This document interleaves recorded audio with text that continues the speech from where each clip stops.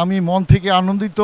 আজকের রামপুরা থানা বিএনপি আয়োজিত যে বিশাল একটা আয়োজন করেছে কর্মী সমাবেশ এবং 31 দফা রাষ্ট্র কাঠামো তারেক জিয়া সাহেবের বিশাল একটা মনোরম পরিবেশে সুবিশাল একটা প্যান্ডেল তৈরি করেছে।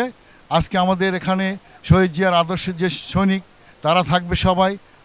আমি দেশবাসীর কাছে একটা জিনিস বলতে চাই, আমাদের শহীদ প্রেসিডেন্ট জিয়াউর রহমান একজন শহীদ প্রেসিডেন্ট জিয়াউর রহমান ছিলেন স্বাধীনতার ঘোষক এবং ওনার জীবনে উনি নিজের জন্য কিছুই করেন নাই, দেশের জন্য করেছেন।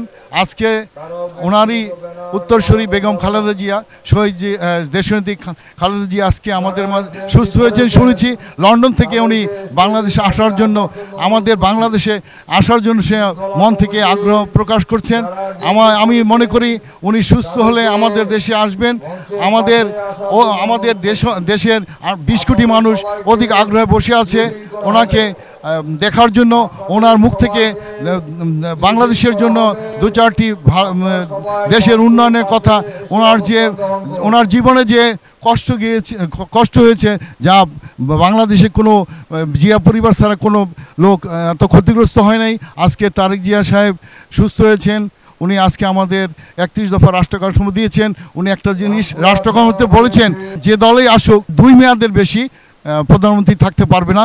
আমি অত্যন্ত মন থেকে বলি, ওনার উচ্চ আকাঙ্ক্ষা, ওনার যে দিক নির্দেশনা, উনি যদি আমাদের সেই 31 দফা রাষ্ট্র কাঠামো আমাদের বাংলাদেশের সাধারণ মানুষ এবং আমরা নেতাকর্মীরা পালন করি, আমাদের দেশ উন্নয়ন হবে। আমি আর বেশি কিছু বলবো না। পবিত্র মাহে রমজান উপলক্ষে 5ই আগস্ট যারা নিহত হয়েছেন তাদের রুহের মাগফিরাত কামনা করছি, দোয়া চাচ্ছি, এবং যারা আহত হয়েছেন তাদের জন্য আমি নেতাদের কাছে তাদের চিকিৎসার জন্য আবেদন করছি। দেশবাসীর কাছে আর কিছু বলতে চাই না। খোদা হাফেজ। বাংলাদেশ জিন্দাবাদ। বাংলাদেশ জাতীয়তাবাদী দল জিন্দাবাদ। খোদা হাফেজ।